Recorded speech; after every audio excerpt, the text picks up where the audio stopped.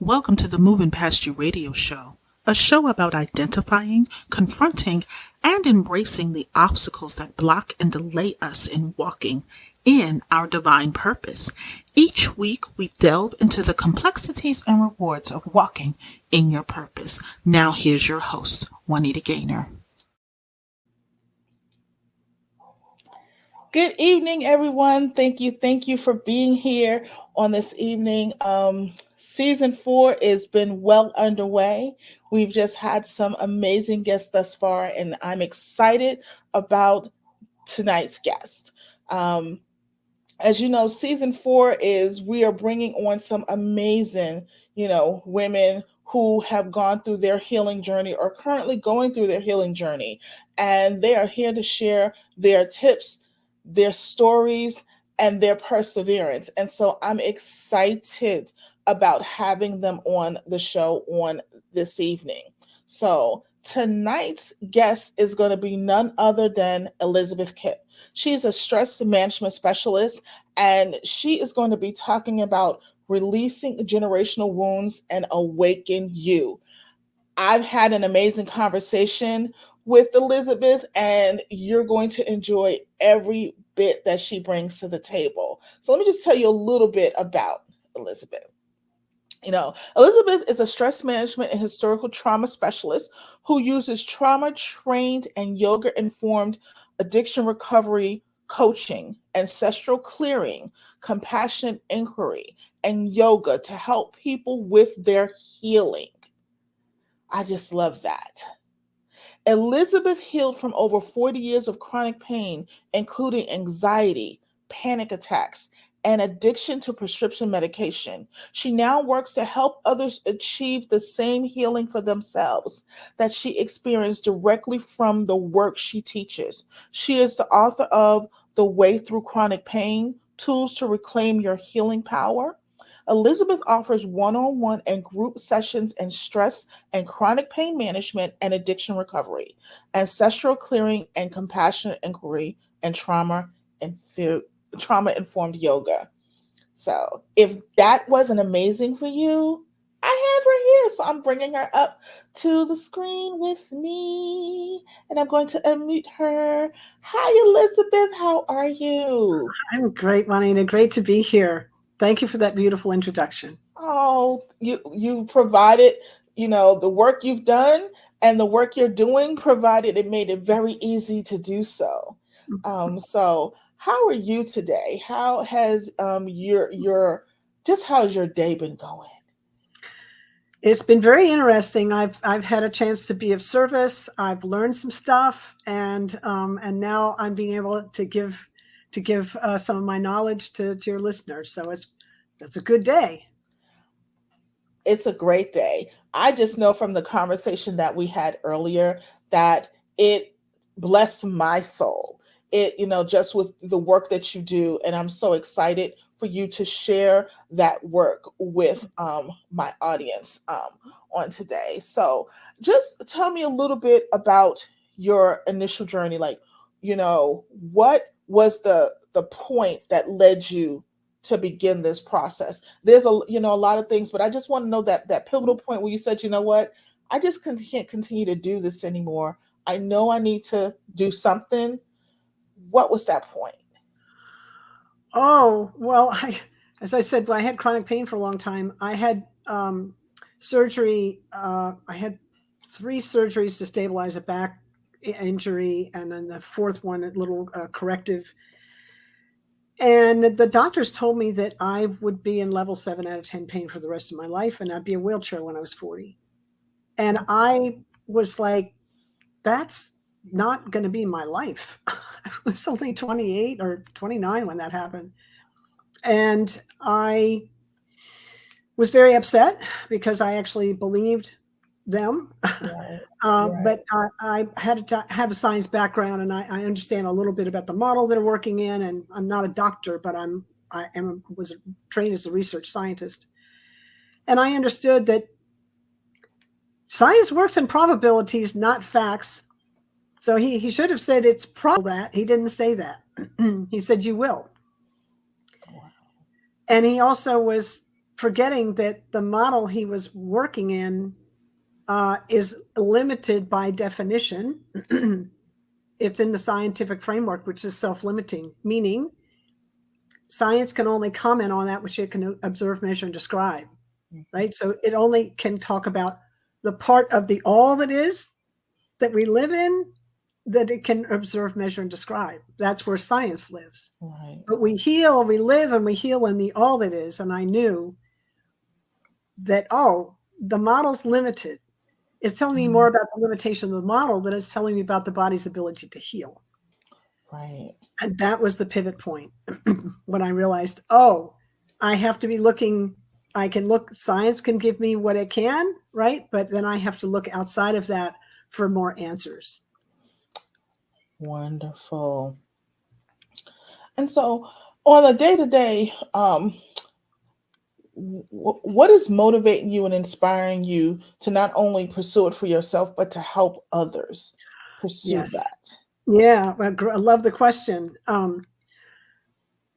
I remember lying in a hospital bed, and a nurse had just come in to take care of me. And there were so many people that took care of me during all those years. And I remember her walking out, and I was so grateful for her and everyone else that had supported me through this journey. And I said to myself, not if, because there was a question at the time, but when, right? Determined, right?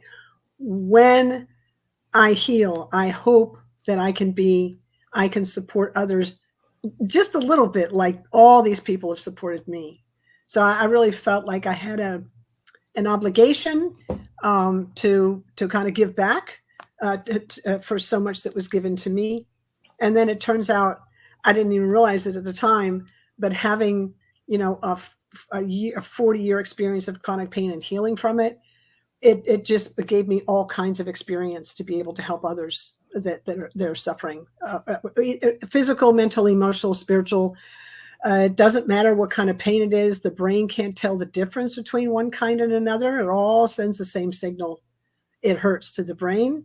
Right. So the brain can't tell the difference between a broken bone and a broken heart. Yeah. So I hear that. I want you to elaborate a little bit more on that, because I think with people when they're dealing with trauma, whether it's physical trauma or emotional trauma, I think they think it's different aspects. Like there's supposed to be some trigger that says it's different. I want you to elaborate on what you stated and Well, how it identifies. So I'm gonna give you the sure. floor. So chronic pain, in my experience, is actually the result of unresolved trauma.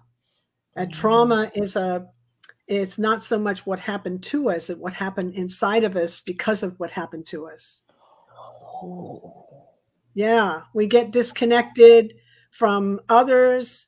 We get disconnected from our true selves. We have to protect ourselves, and so we lose our authenticity, and we get disconnected from a source, from God. Right? We get very isolated in that space. That's one of the effects of trauma. Chronic pain, an outcome of trauma, meaning any pain that's felt 15 days out of 30 for 3 months or more, is chronic. So unresolved trauma creates pressure in the system, whether it's physical, emotional, spiritual, mental, psychological, any of that. It creates pressure in the system. Depression, I call that deep pressure, right? Because we're holding on to something, we can't resolve it. We're kind of stuck in an energy frequency. I'm not sure if that answers your question. No, it really does, because it actually goes on to something else that I'm going to just kind of weave in there, because I think people, I know myself personally, when it comes to trauma, like I'm sitting there and I'm listening because it hit me, because a lot of things, like once you heal from certain things, you no longer want to do certain things or be in certain things, because now you don't have that pressure of having to be someplace or somewhere or somehow. Um, so a question that I have for you is, they talk about stress. How I believe, for me personally, I believe stress is a direct correlation of trauma, but can you identify, maybe speak a little on how it potentially relates? Because I think people think it's really two different things. I think it correlates, but I really believe that it's two, different things. I mean, the same thing. Okay, it is and it isn't. It's a great question. But both are true. So the body has a stress response, right? And when we get stressed in life, it activates and it gives us a signal: fight, flight, shut down, run, whatever, something, right? Act, a signal to act. Okay. When we have trauma, and so we have an activation, and then we deal with the thing, and then the stress response goes back to normal. Okay. That's a normal person. Say stress response gets activated, they deal with the stress, back to normal. You're back to balance. Stress response isn't on anymore. In unresolved trauma and chronic pain, the stress response is activated and doesn't turn off. So you're kind of one of two things. You're hyper vigilant. You're always looking for the threat, or you stop looking for the threat altogether. You're completely shut down. It's this, right? So it's like in trauma, you're stressed, but it's a stress response that's out of balance.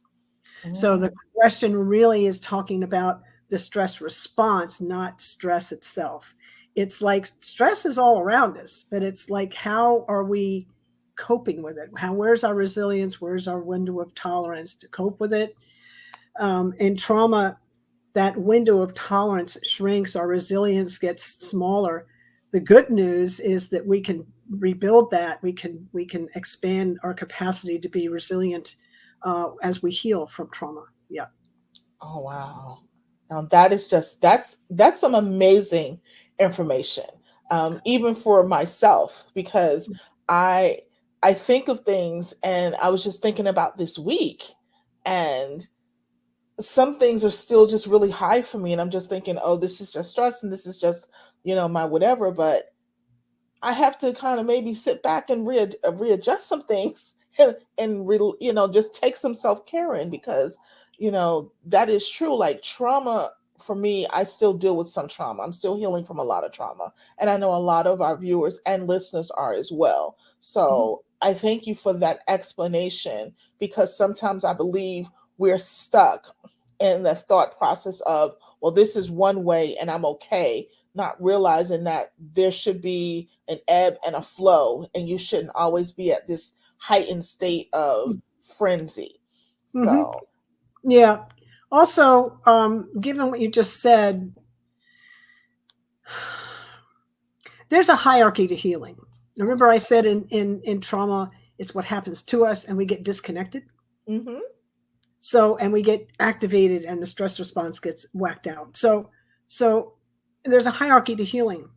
So the first thing we have to do is address the nervous system. That's where we feel the hyperactivation or the shutdown.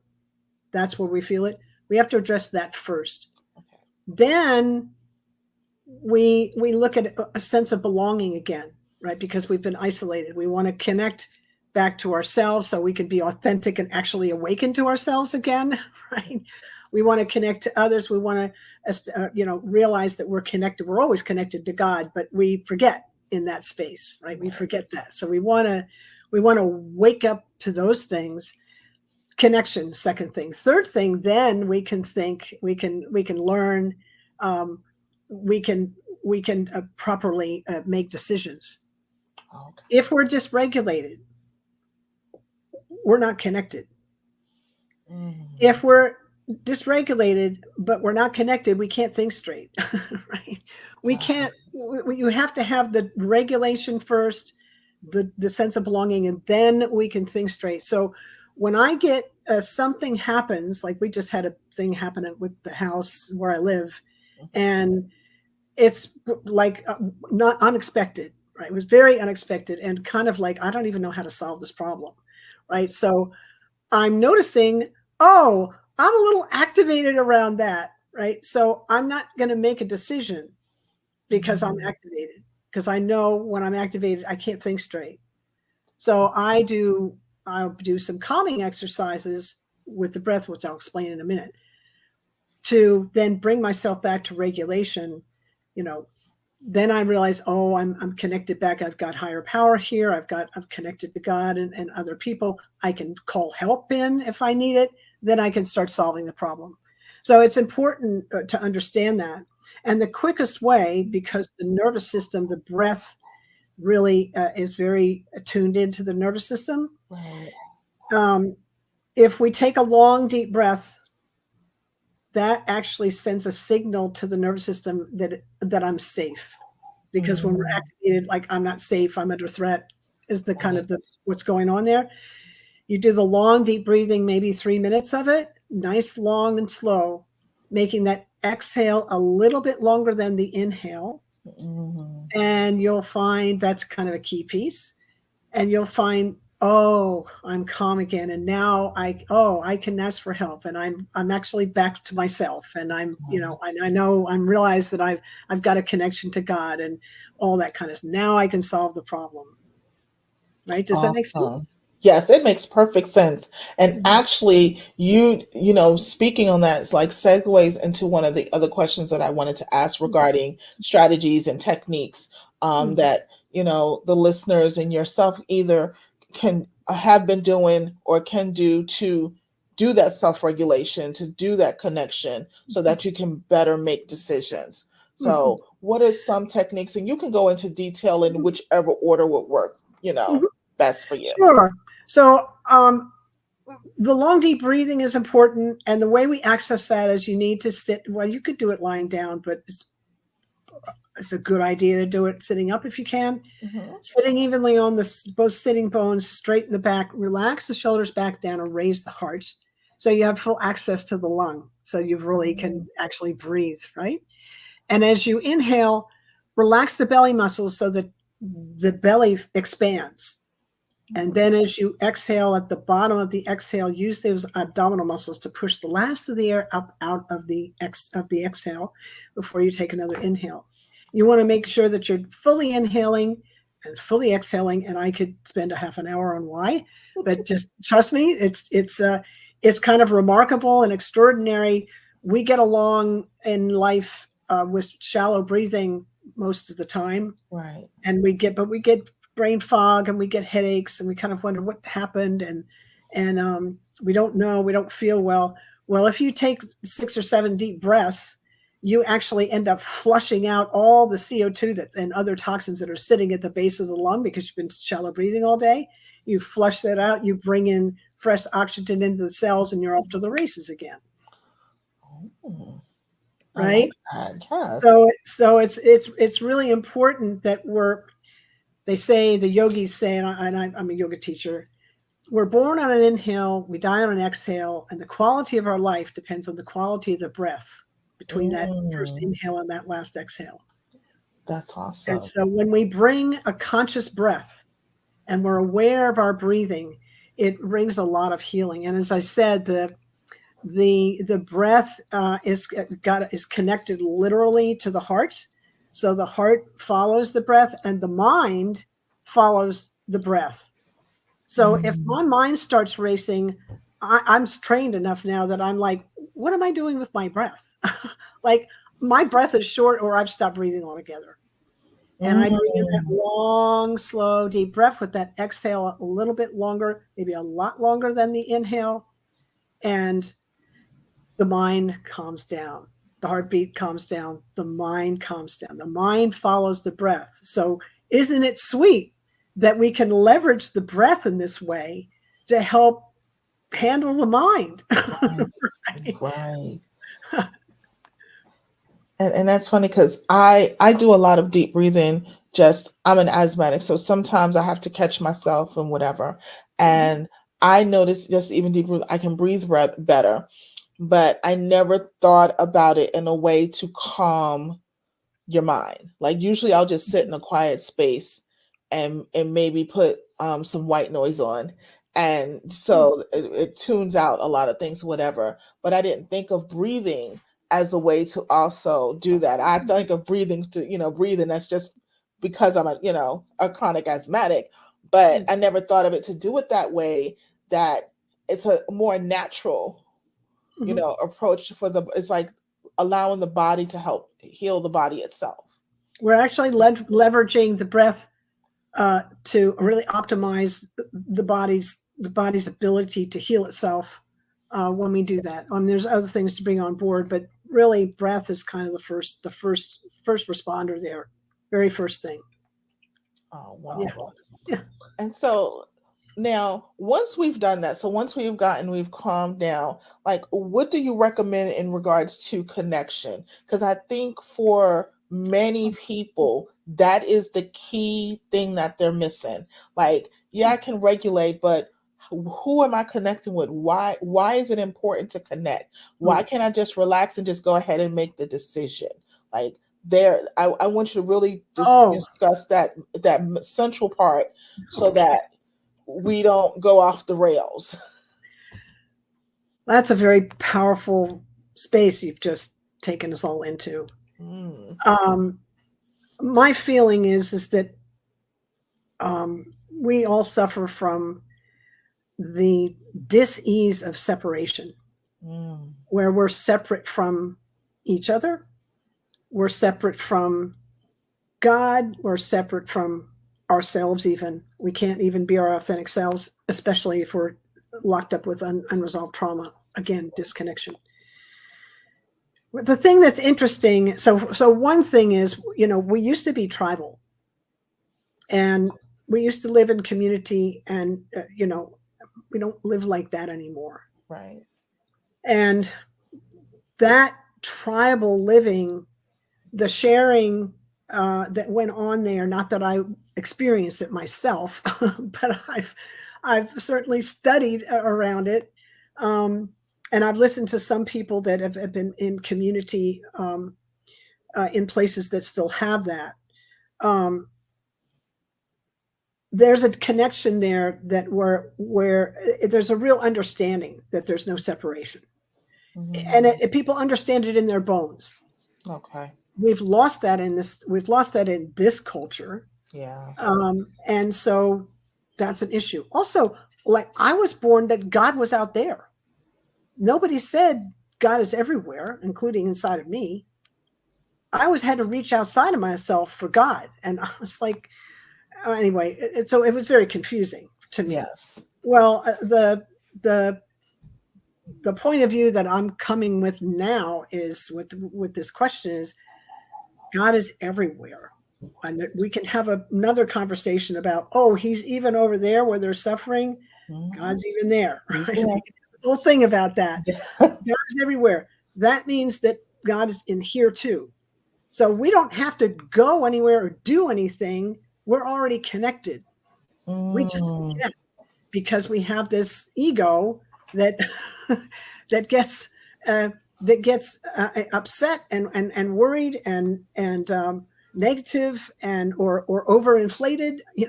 Pick this dualism that we live in, and then we're separate again. So anytime we forget that the other is you, the other is me, you are me, I am you, we're all in one. Anytime we forget that, we're back into separation, and there's the suffering. Does that mean? And then we know, where's God? Well, God is here too, but we forget. We've kind of iced him out because we've just, again, we've become so separate. Because I just remember, just even as a child, we had the thing, it takes a village. And I remember, the certain, we call them mothers or, other mothers. They knew where everyone's child was. We was at one place. It was like everyone knew where everyone was, and they looked out, for everyone. And so that has kind of gone as, neighborhoods have, separated. A lot of the, of course, the older generation passing on, and, not connecting anymore and things like that. Everyone's just living their life and doing what they feel they need to. And then it's like, where's God? Well, he's saying, because I get to say it, he's saying, I'm here, but I'm not going to impose myself if you don't want me to be there. And I think people need to also take that in the form of human relationships. You have, I guess, many of our circle is there, but they're not going to impose themselves on us if, we don't reach out and say we need some help. So, oh, that's the magic phrase. I need help. yes. We have to be able to feel, and that's another thing trauma will do, is it will keep us from doing that, and we'll lose our voice. We'll get so protected that we're too shy to ask for help. So very important part of the healing from trauma is to ask for help. Remember, we ask for help, then we're connecting again. And you can't protect and connect at the same time. So when you take that step to connect, you're starting to heal because you're not protecting yourself so much. Go into that a little bit more, because I call it putting up a wall. I don't even call it protecting. I call it just icing you out altogether.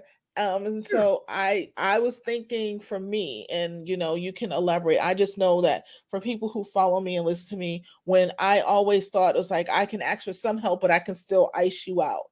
And you're like saying, no, that's not it. And I know it doesn't work well together, but I want you to elaborate on why, if asking for help, that means you have to let go of trying to protect so much, because the two don't work well together. Sure. So again, I love that you brought that in, and I'm going to take us right down to the hierarchy of healing again and start with the nervous system, right? Okay. Always starting with the nervous system.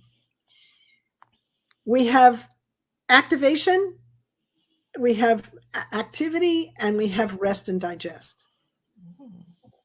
So the rest and digest place is when we can let go. That parasympathetic. The sympathetic is like, now I have to act. I'm going to act, right? Sometimes that sympathetic is so activated that I'm protecting. It depends on kind of, but that's where the protection piece is in the sympathetic. You can't have the sympathetic nervous system activated at the same time as the parasympathetic. It doesn't work that way. So in the sympathetic is where you protect, and this parasympathetic is where you let go and connect. You can connect from there because you can relax. You see? Yeah. So what's happening with this is when I work with people now, I've gotten so trained in this, and I'm so used to working and or done my own work on myself, that like, what am I doing right now? What is this person doing? Are they connecting or protecting? Right? Are they protecting themselves? Well, if they're protecting themselves, I'm a client, and I'm the coach or the person helping. They're not feeling safe with me. It's up to me to help provide a safe space, a space for them that they feel safe enough to relax, and then we can connect, right? And part of that, you said, how do we do that? I talked about self-regulate. I talked about the breath work for self-regulating, but also in a trauma space, when there's unresolved trauma in the system, there's this thing called co-regulation. Again, we're connecting. If you can, if you've got a friend who's you see is activated like that, and they're all upset, you can actually help them by speaking calmly. You can look at them, but don't hold their gaze, because that might be seen as a threat if you can hold their gaze. But look at them, but then kind of move your eyes. Keep the voice calm and soothing, and level, and listen to them, and then mirror back to them a little bit, but in a calm way. There's kind of a way that you can co-regulate. And our nervous systems are always talking to one another. Your nervous system is talking to my nervous system right in this moment. And our nervous systems are talking to all the listeners' nervous systems. And one of the questions that the nervous systems are asking is this a safe space for me? It's the first question we're asking. And once the nervous systems decide, oh, yes, it's a safe space, then learning can take place. So none of your listeners can learn until they feel safe in this space. Wow. And that's true. I'm a believer of that. I feel that if someone is not safe with you, they're never going to share. They're never going to allow you to, pour into them. Because, I know when I went to therapy, I realized now, and then you're talking, I realized the things that she did to let me know that she was there for me. She Mhm. was there to assist me. And I stress to others that when you're helping someone or when you're reaching out to someone, um, I think the one thing I used to hate, especially if you think during like funeral services or when someone passes or something bad happens, they do this thing. Well, if you need anything, just ask me or just tell me. And I tell people, and you can, maybe go into some detail about it. I tell people that's the worst response you can give to someone who is literally maybe in a crisis mode at that point. Because I feel that they may not fully know if they need anything, because at this point they're just operating. They're just, they're on Mhm. autopilot. And what I know for a lot of people is like, okay, they're making arrangements or they're doing something, they may need food. So I'm just going to find out the address. I know there's allergies. I'll make sure there's whatever. And I may send food for a week. They didn't have to ask me for it. That's just something knowing. Because if they have to ask me, then that's another stressor on them to say, oh gosh, we don't have no food, or oh God, whatever. So can you speak maybe about how Mhm. in our co-regulating, maybe in co-helping, how we can be a little bit more Mhm. forward thinking and assisting the person instead of putting the mental load on them, Yeah, which that's a great question, a great space to talk about. I love this conversation. Remember, in a situation where there's a loss and there's grief, and there's that creates sudden change, the nervous system there, just talking the hierarchy of healing again, what's happening in the nervous system? It's in protection mode because it's under threat, because things are changing and they're not sure, like, what do I do now? So they're under in protection. So they're going to have difficulty connecting, which you already ascertain. Oh, I realize I don't want to, like, I'll just make food for them, right? Instead of saying, ask me if you need help, one thing that you might do to co-regulate, especially in that space, I don't give advice in a grief situation, because they're going through a grief, they're going through an experience, and they need to be supported. And so active listening becomes a very powerful skill in that space. And the other thing I would actually ask, um, what can I do to support you in this moment? That might be a powerful question, and asked with, not quickly, but like I said, it pretty slowly, so that there's enough time for them to take in the words, because again, they're activated in this protective spot, and you need to give them some time, right? So one of the things that I pray for every morning when I get up is to please help me listen clearly and speak clearly and really understand what's needed in the moment. And that is a powerful prayer that you could take into a space like that. Okay. So that we all begin to trust our own we all have mad intuitive skills, all of us. So you can, if you're feeling unsure yourself, activated yourself, you can take a prayer like, God is always there. God is everywhere all the time. You can take a prayer like that into a space like that and understand that your intuition is going to be right on in the moment. Okay. That's awesome. And I kind of delved into that because when you think about what has happened with COVID, I'm seeing that many people that even I coach, they're still dealing with so much trauma of loss that they're not even addressing their own needs. So they've put their own healing kind of at a standpoint, because it's like they're trying to recover from hit after hit, not only just with family, but then, jobs and homes and things like that. And so when I think about, people like that, or anyone who's going through that, what may suggestion or a tip that you may have for them to help them to realize that it is crucial and that it's beneficial for them to get back on track for their own healing? Because I think what's happening, and I see a lot of people, they're like not circling the drain, but they're hitting their head against the wall because they're not understanding why it's not working. But it's like they put their own healing on the back burner. Yeah, I love that you brought that in. It's so important. It took me, because of the way I was raised, I mean, pretty much the minute I was able to like get up and walk and do stuff, I was put into service.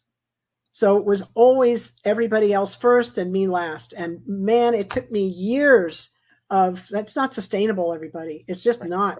It took me years to learn that I have to fill my cup first, and then everybody else gets the overflow. And I'm not the only person that says that, but it took me a while to actually incorporate it into my life. Right. And I became much more efficient. The other thing I like to say, because I want to hook it into our topic today of generational wounds, is some of the burden that we're carrying around this pandemic is generational. So, because I've done a ton of ancestral clearing since the pandemic. I mean, I started doing donation only on my business. I changed my whole business model because so many people needed help and they just didn't have the money. And it was very interesting to see, because of this work, the way ancestral clearing works. What was happening was people's generational trauma around the Spanish flu 100 years ago and the plague back in 16, 17, 1400s, all that was showing up again. The trauma from that was like, it was getting fired. And so people are carrying generational wounds as well. And that's where ancestral clearing comes in to help us clear the effects of unresolved trauma in the system. Yeah. I don't know how much more time we have, but I'd love to be able to share one of the 5 techniques of ancestral clearing by sharing a short prayer to help support the clearing the trauma, if that's something we could do. Okay, that's absolutely. What we'll do, that one is like, I'll have you do that and then we'll begin to wrap up, because that will be perfect. So what I'm going to do is I'm just going to put you front and center. I want you to share this because I know you shared it with me, and I was grateful I'm so grateful that you said, can we do it? Because I know just in our conversation, it blessed me. So I'm so looking forward to you being able to bless the listeners on this evening. Beautiful. Thank you. So everyone listening to this process is called ancestral clearing. It's taught by John Newton of healthbeyondbelief.com. I'm one of his practitioners. And what I'd like you to do is just sit quietly, notice what you're feeling in the body as sensation, and let these words pass over you as I say them. In this practice, we use the word we're asking God, higher power, consciousness, divine, whatever you want to call that, creator of all that is. We're asking it to help us release that which no longer serves us. We're asking it to help us release, right? And we use the word forgiveness to mean releasing that which no longer serves us. So some people get a little trigger around forgiveness. I'm giving you a very tight definition of how we're using it, and just let these words pass over you. Infinite creator, all that you are, source of all that is, was, and ever will be. We ask humbly and gratefully that you help everyone listening to this and all of their relationships and all of their ancestors and all of their relationships through all relevant time, space, dimension, realms, lifetimes, and incarnations.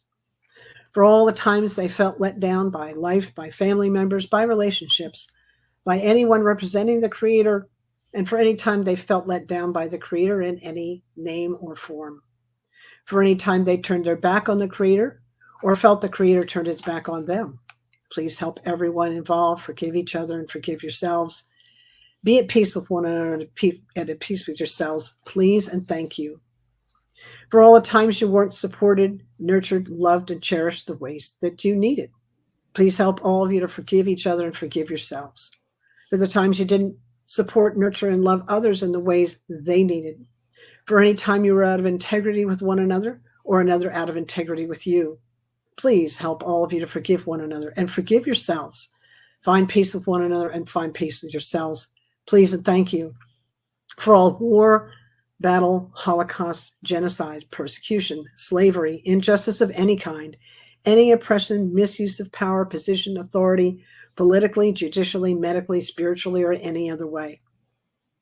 For all slander, libel, or any other misuse of the power of the word, please help everyone involved directly or indirectly to forgive yourselves and forgive each other, now and forever, please, and thank you. For all hurts and wrongs, physical, mental, emotional, spiritual, sexual, financial, through thought, word, or action. For all that happened and all you made it mean, please help all of you to forgive one another and forgive yourselves. For the highest good, please, and thank you. For all incest, suicide, murder, rape, abortion, infidelity, infertility, miscarriage, all of it, everyone involved in any way, please help all of you to forgive one another and forgive yourselves. Please and thank you. For any time anyone was stubborn, judgmental, or bullying. For the times you didn't follow the inner knowing of your heart. Please help you all forgive one another and forgive yourselves for the highest good, please, and thank you. For all the hurts and wrongs to the earth, the life of the earth, Native, Indigenous, First Nations, and Aboriginal people. Please help all of you to forgive one another and forgive yourselves for all that happened, no matter what it was. Please and thank you. Be at peace with one another and at peace with yourselves, please and thank you. For any time you believed, felt, or was shown you weren't enough, for the times you tried to earn or learn your way into the value of your family, your relationships, or into the grace and love of the Creator. For all that led up to this and all that arose from it, please help all of you to forgive one another and forgive yourselves. Find peace with one another and find peace with yourselves, please and thank you. For all empathic hurts and wrongs, times you took on others' unresolved issues or shouldered their burdens. For all adversity, struggle, and hardship you saw, especially as children. For all dark night of the soul experiences, please help all of you to forgive one another and forgive yourselves. All family members and relationships, times this was done to you, times you did this to others, please and thank you, Infinite Creator, all that you are, please and thank you. For the times you weren't shown or encouraged to stand up and speak up and do things your way. For the times you didn't feel safe to say no when appropriate. Please help all of you forgive your parents, family members, and relationships. Help them forgive you. Help you all forgive yourselves, please, and thank you. For all hurts and wrongs, anything we left out, had it served the highest good, we infer it now.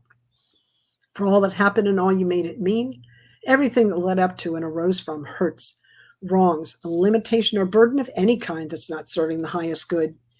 We ask all of you, everyone involved directly or indirectly, to forgive your parents, grandparents, siblings, children, and grandchildren.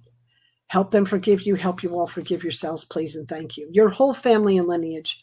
Help you forgive your cousins, aunts, uncles, step-in-laws, hidden, secret, foster, adopted, and all other significant people, beings, family members, relationships, role models, and authority figures.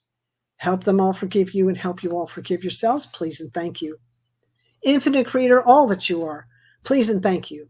For the highest good, please help all of you release all weight, pain, burden, sin, death, debt, negativity, limitation, all superstition energy, spells, hexes, curses, white magic, black magic, real or imagined. Please and thank you. Please direct everyone into your perfect love and light for the highest good only and always. Please and thank you. Please and thank you. Please and thank you. Now take a nice big breath in and let it out and just notice how that feels in the body. And thank you for listening.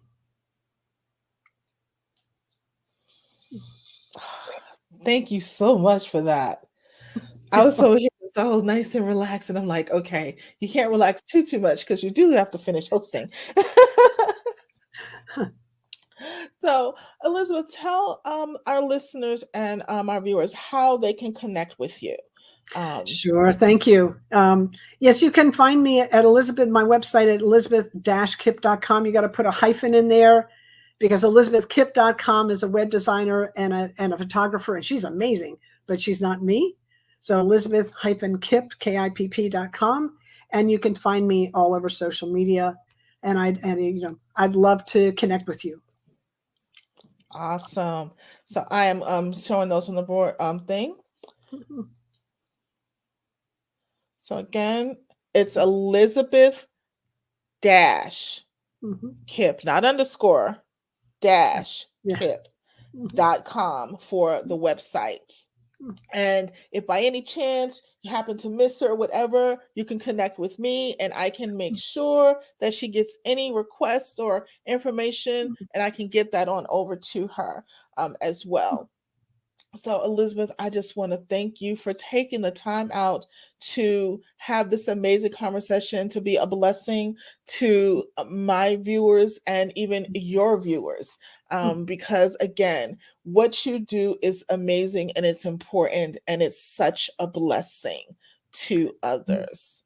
Thank you so much, Winnie. It's been a delight to talk with you today. And I can't wait to really just share you with my audience as well. Thank you so much.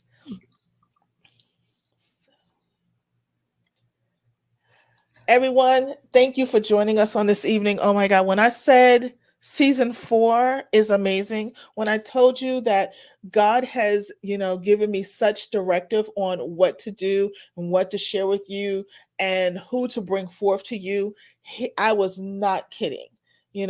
Season 4 is going to be unlike anything else. There's, again, more and more amazing people who are sharing their journey of how they were able to move past themselves into something that is greater than them, something that they can walk in their divine purpose so that they can therefore help others.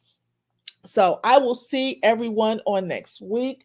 Same time, same location, Friday at 7 p.m. I know everyone's used to Thursdays, but season 4, we are on Fridays at 7 p.m. So we will see you next week. Thanks for joining us this week on the Moving Past You radio show. Make sure to visit our website at www.movingpastyou.com, where you can subscribe to the show on iTunes. If you found value in the show, rate us on iTunes or simply tell a friend about the show. And be sure to tune in next Friday for our next episode. And remember to always be kind in your word, your thought, and in your deed. Be blessed.